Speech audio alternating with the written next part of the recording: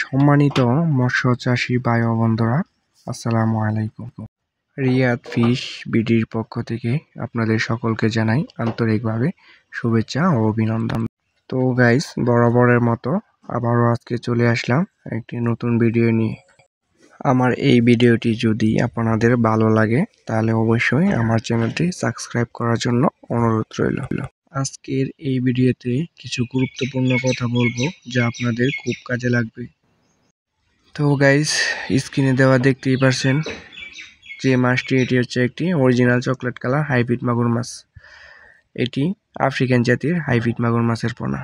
আজকে আমরা জানবো মাগুর মাছ প্রতি শতকে কত হাজার মাগুর মাছের পোনা দেওয়া যায় এবং মাগুর মাছের প্রধান খাদ্য কি, মাগুর মাছ কতদিনে বাজারজাত করতে পারবে তা নিয়ে কিছু বিস্তারিত আলোচনা করব আজকের এই ভিডিওতে।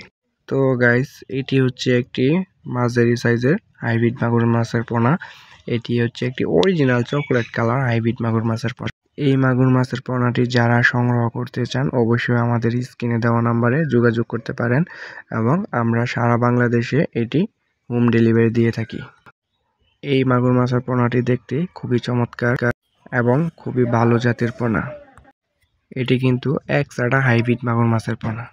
তো গাইস, আজকে আমরা জানবো হাইব্রিড মাগুর মাছের পোনা প্রতি শতকে কত পিস করে মাগুর মাছের পোনা দেওয়া যায়।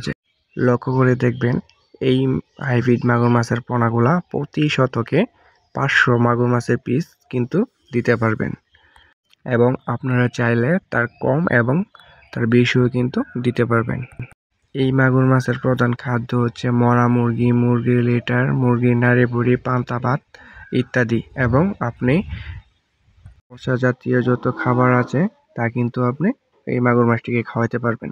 এই মাগুর মাছটি কতদিনে বাজারজাত করতে পারবেন? এই মাগুর মাছটি 3 থেকে 3.5 মাসের মধ্যেই বাজারজাত করতে পারবেন।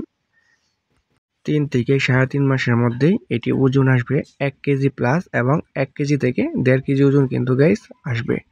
তো গাইস, আমাদের কাছে ছোট বড় সব ধরনের মাগুর মাছের পোনা পাওয়া যাচ্ছে।